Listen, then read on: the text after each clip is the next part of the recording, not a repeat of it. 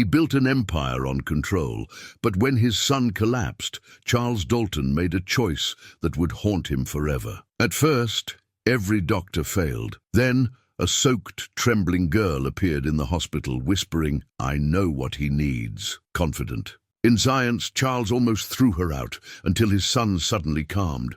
But who is this girl, and why does she carry a necklace identical to the one he gave a lost love? Want to know what happened? Watch till the end for a story full of emotion and shocking twists. Tell us where you're watching from, and don't forget to subscribe for more powerful stories like this. Charles Dalton surveyed the Manhattan skyline from his penthouse office, the city lights glittering like the empire he'd built from nothing. At 62, he commanded respect in every boardroom across America, his name synonymous with success. But today, not even the view from the 78th floor could calm his troubled mind. "Mr. Dalton," his assistant's voice crackled through the intercom. "The board is waiting." Charles straightened his Italian silk tie and gathered his papers. The Wilson merger would add another billion to his company's value, another victory in a lifetime of conquests. As he strode toward the conference room, his phone vibrated. Alex's soccer coach again. Charles silenced it without a second thought. The boy would understand. He always did. 40 minutes into the meeting, Charles's phone lit up again. This time, it was the school's number. With an apologetic nod to the board members, he stepped outside. "Mr. Dalton," the voice trembled on the other end. "There's been an incident. Alex collapsed during practice. He's unresponsive. The ambulance is taking him to Riverside Medical Center right now." The world seemed to stop. The phone nearly slipped from Charles's hand. "Sir, are you there? Sir, you need to get to the hospital immediately." Charles ran back to the boardroom, his face ashen. "Meeting's over," he announced, already halfway out the door. The drive to the hospital was a blur. Rain pelted his Mercedes as Charles weaved through traffic, his heart pounding against his ribs.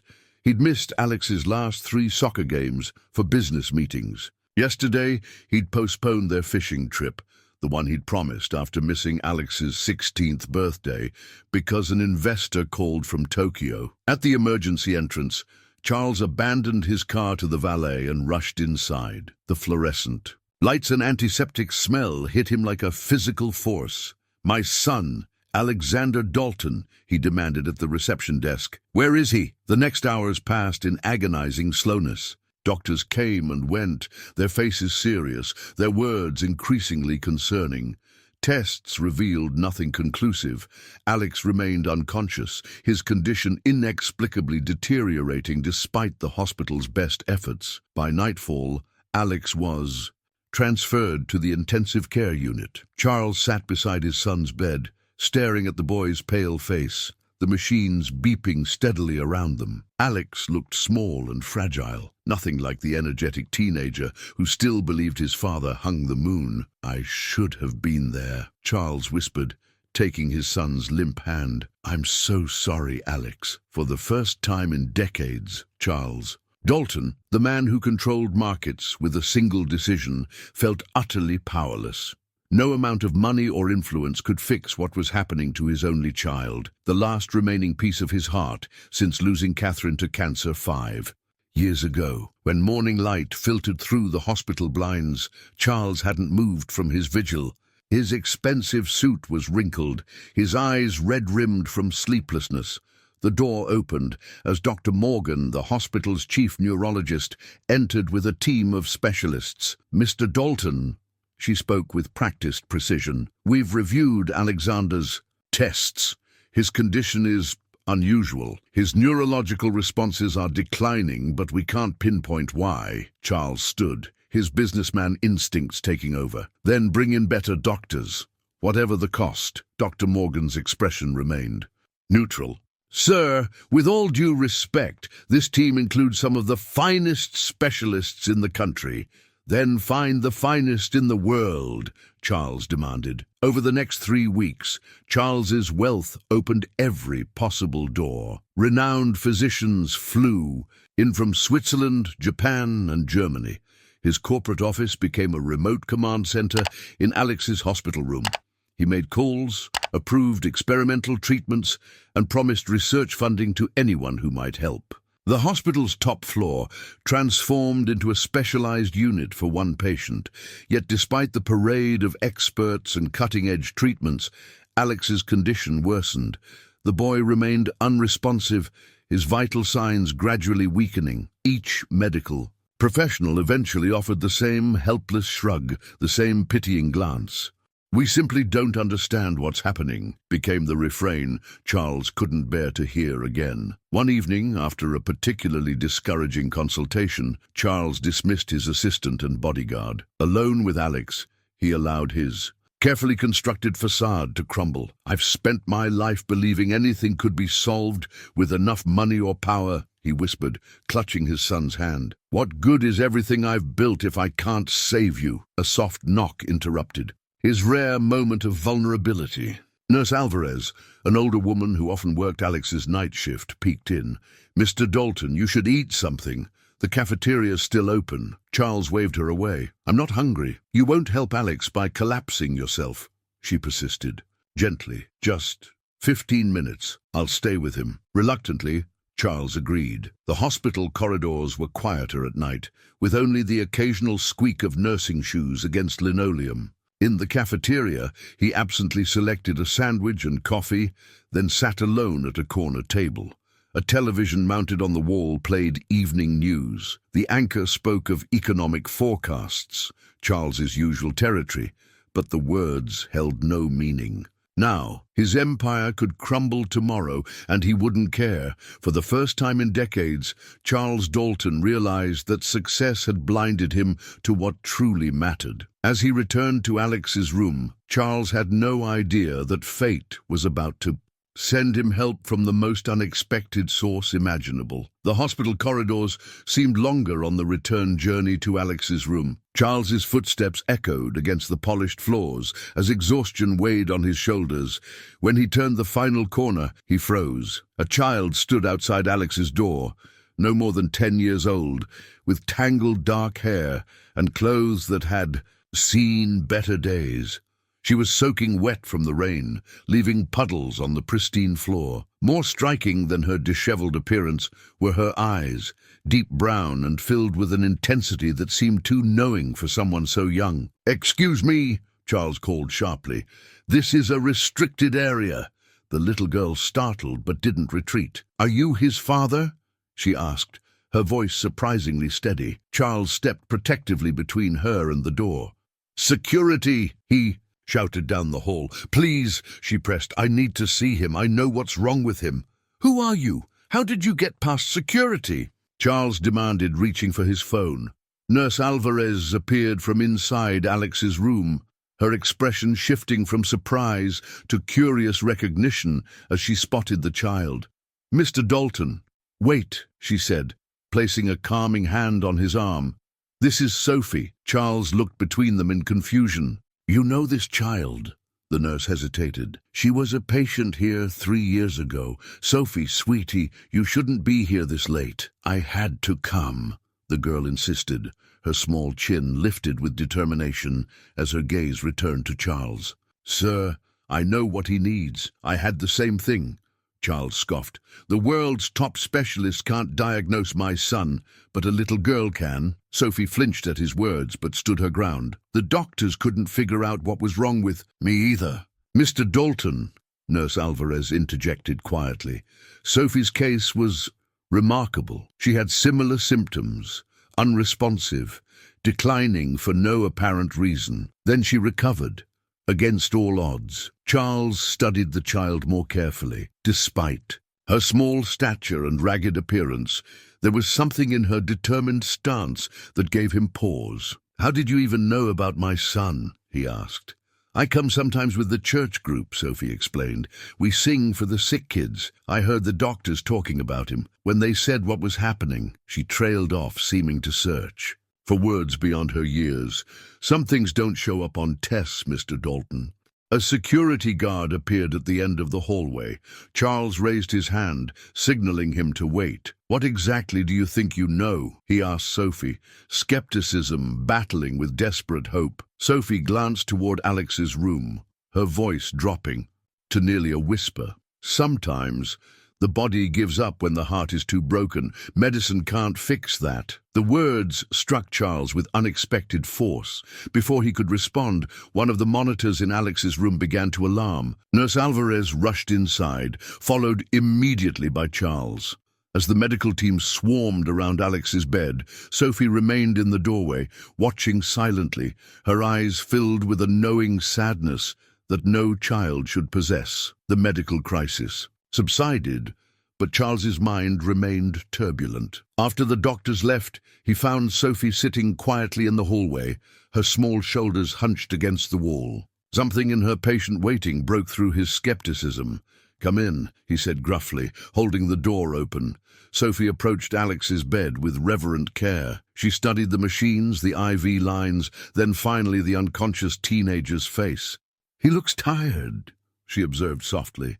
Charles sank into his chair. "The doctors say his body is fighting, but they don't know against what. May I hold his hand?" Sophie asked. Charles nodded reluctantly. As Sophie's small fingers wrapped around Alex's palm, Charles noticed something strange. His son's perpetually furrowed brow seemed to relax slightly. "How did you recover?" Charles asked, trying to keep the desperate hope from his voice. Sophie looked down. "Someone helped me remember why I wanted to stay here, alive." She spoke with a simplicity that made Charles uncomfortable. "Sometimes people get lost between here and gone." Nurse Alvarez entered with warm blankets. "Sophie, does Ms. Helen know you're here?" she asked gently. Sophie shook her head. "She thinks I'm at evening church program. Ms. Helen runs the East Side Children's Home," Nurse Alvarez explained to Charles. "Sophie's been there since, well, for a while now." Charles raised an eyebrow. "You're an orphan." "Not exactly," Sophie answered, her focus remaining on Alex. "My mom died when I was 7. They never found my dad." Something about the way she said it made Charles pause. Before he could ask more, Dr. Morgan entered, clearly displeased to find an unauthorized child at her patient's bedside. "Mr. Dalton, what's going on here?" she demanded. "She says she had the same condition," Charles replied. Dr. Morgan's professional demeanor tightened. "I've reviewed every similar case in the medical literature. There's nothing that matches Alexander's presentation, especially not involving a child." Sophie remained remarkably composed under the doctor's scrutiny. "You won't find it in your books," she said quietly. "Sophie was treated here," Nurse Alvarez interjected. 3 years ago. Her case file might what?" Dr. Morgan interrupted. "Provide a miracle cure. Mr. Dalton, you've invested considerable resources in evidence-based medicine. Surely you don't believe a child has insights that entire medical teams have missed." Charles found himself caught between logical skepticism and desperate hope. Before he could respond, Sophie spoke again. "Ask him about the blue boat," she said suddenly, her gaze fixed on Alex. "What?" Charles and Dr. Morgan asked simultaneously. "When he wakes up, ask about the blue boat in the attic. He remembers it. Even though you don't." Charles felt the blood drain from his face. The blue toy sailboat had been Alex's favorite childhood toy, stored in an attic trunk years ago. Charles had completely forgotten it existed. How could this child possibly know? Dr. Morgan sighed impatiently. "Mr. Dalton, I must insist she stays," Charles said firmly, staring at Sophie with new interest, "at least for tonight." Morning arrived with a surprising development. Alex's vital signs had stabilized overnight. Though still unconscious, his readings showed the first improvement in weeks. Charles, who had dozed in his chair, awoke to find Sophie asleep in the corner armchair, curled up beneath a blanket Nurse Alvarez had provided. Dr. Morgan reviewed the charts with visible confusion. "His inflammatory markers are down," she noted. "Could be coincidence, or perhaps one of the treatments is finally working." Charles watched Sophie sleeping peacefully. "Or perhaps there's something else at work here." After Dr. Morgan left, Charles made a call to his head of security. "I want everything you can find on a girl named Sophie from East Side Children's Home. medical records, background, everything. While Sophie still slept, Charles stepped outside to meet with his assistant, who had arrived with fresh clothes and reports requiring his signature. As they discussed business matters, Charles noticed a small, worn backpack tucked beneath Sophie's chair in the room. Curiosity overrode his usual respect for privacy. He quietly retrieved the bag and looked inside. Among the meager possessions, a tattered paperback, a small stuffed rabbit, spare socks, he found something that made his breath catch: a silver necklace with a pendant bearing the letters R+C. Inside a heart. Charles staggered backward, clutching the necklace. 20 years ago, he had given an identical pendant to Rachel, his college sweetheart. Their relationship had been intense, but short-lived. His ambition had eventually outweighed their love. She had disappeared from his life when he chose to pursue a business opportunity across the country instead of staying with her. "That's mine," came Sophie's small voice from behind him. Charles turned, the pendant trembling in his hand. "Where did you get this?" "It was my mom's," Sophie answered, her eyes suddenly guarded. "Please give it back." "Your mother's name," Charles whispered. "Was it Rachel?" Sophie's expression confirmed his suspicion before she nodded. "Rachel Campbell. She died 3 years ago." The timeline aligned perfectly with Sophie's mysterious illness. Charles sank into his chair, mind racing with implications. "Sophie, when's your birthday?" "January 12th, 9 months after he had left Rachel." The mathematical certainty hit Charles with crushing force. This child, this remarkable, mysterious child who had walked into his son's hospital room, claiming to know what medicine couldn't see, was his daughter.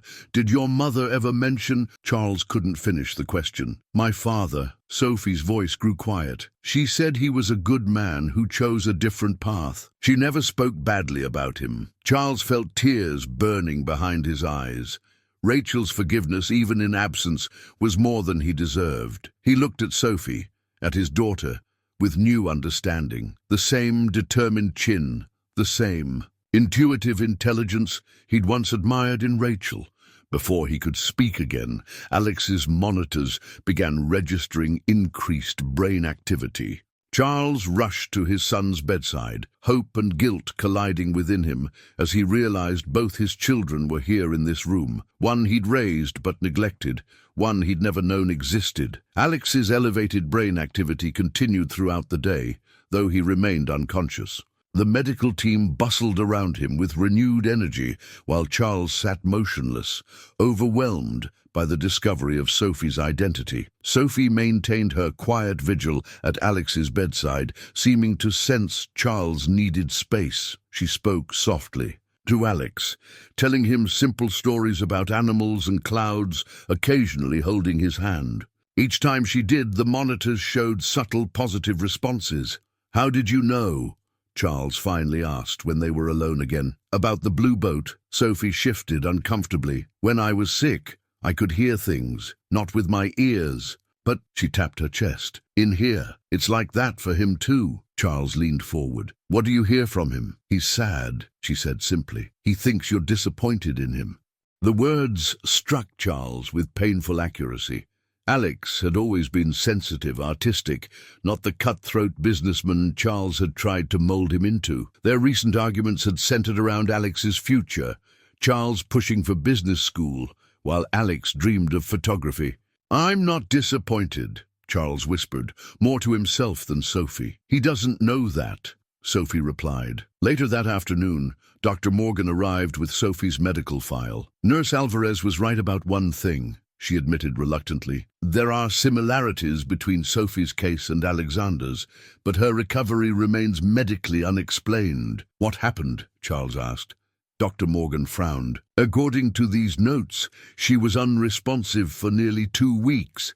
Then one day, she simply woke up. The attending physician called it spontaneous recovery." "That's not what happened," Sophie interjected. Both adults turned to her. "I heard my mom crying," Sophie explained. "She said she still needed me. That's when I knew I had to come back."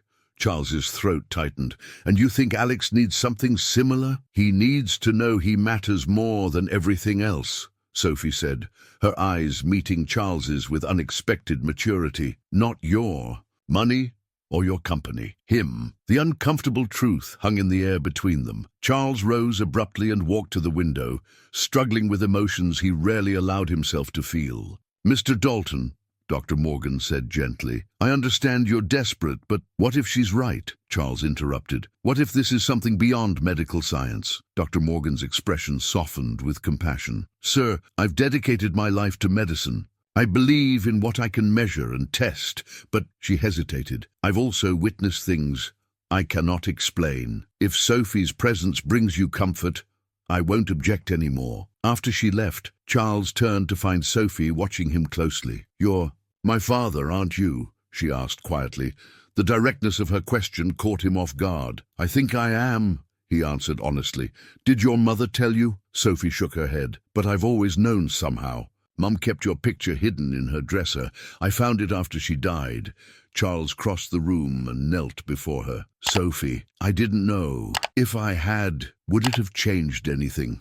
she asked, her young voice carrying the weight of someone much older. Charles's question hung unanswered between them. Would knowing about Sophie have changed the ambitious path he'd chosen? He couldn't honestly say yes, and they both knew it.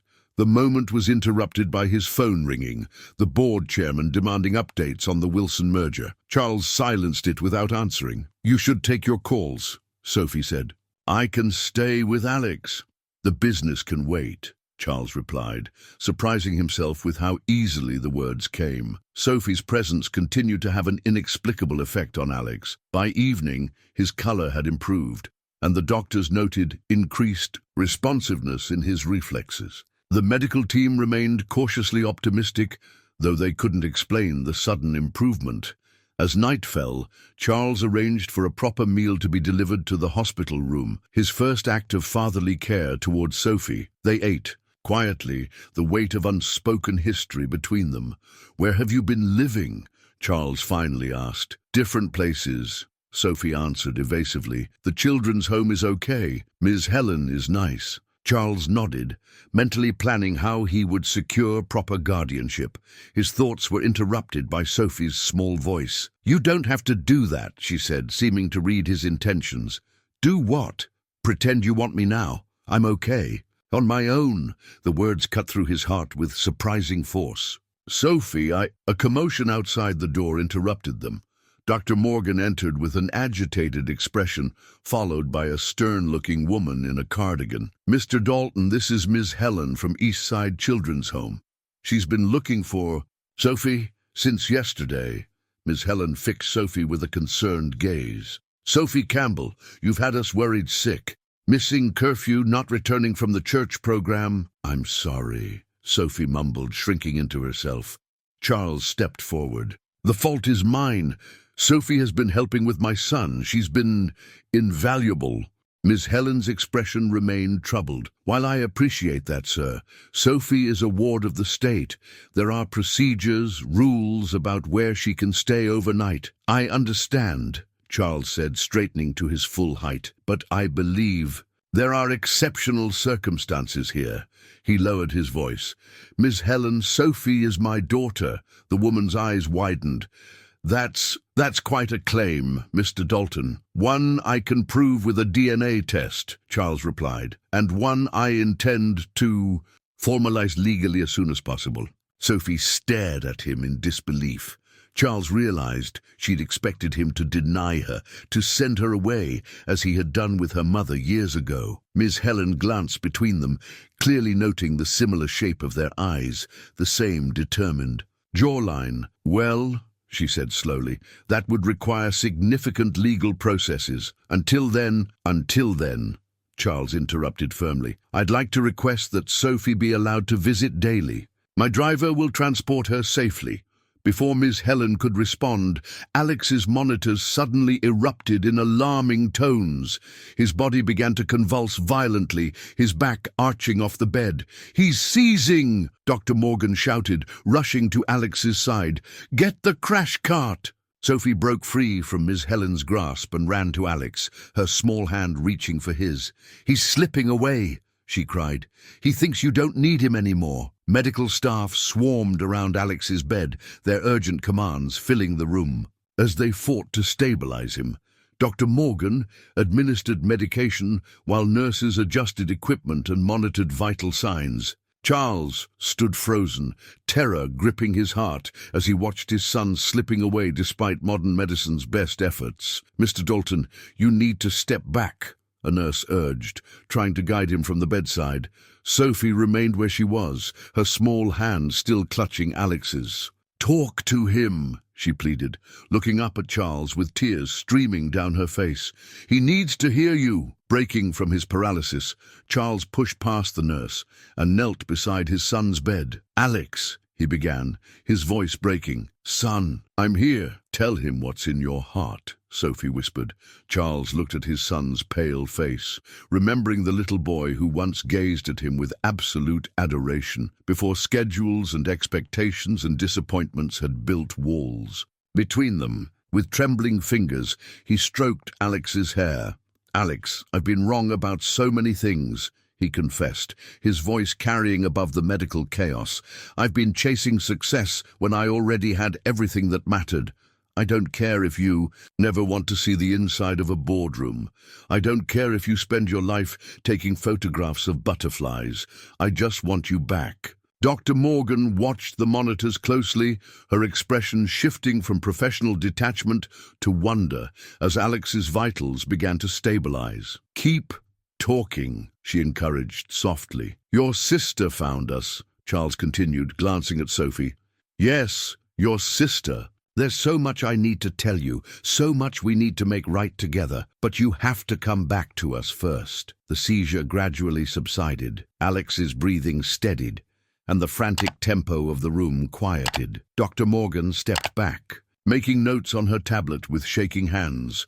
"I can't explain what just happened," she admitted. "Medically, he should still be in crisis." Ms. Helen stood silently by the door, her earlier objections forgotten as she witnessed something beyond her understanding. "Perhaps," she suggested gently, "Sophie should stay a bit longer." Through the night, Charles and Sophie maintained their vigil. They spoke quietly, beginning the slow process of learning about each other's lives. Charles heard about Rachel's final years, her unwavering kindness despite hardship. Sophie learned about Alex's passion for photography, his gentle spirit so like her own. As dawn broke across the city skyline, Alex's fingers twitched in Sophie's grasp. His eyelids fluttered, then slowly opened. His gaze moved uncertainly around the room before finding his father's face. "Dad?" he whispered, his voice raspy from disuse. Charles leaned forward, tears flowing freely now. "I'm here, son. I'm right here." Alex's eyes shifted to Sophie. "I know you," he murmured. "You were there, in the darkness. You showed me the way back." Sophie smiled through her tears. "That's what family does." Sunlight streamed through the window, illuminating the three of them together, father, son, and daughter. Charles Dalton, who had spent a lifetime accumulating wealth and power, finally understood the true meaning of riches as he held his children's hands in his own. "We're going home," he promised them both, all of us, together.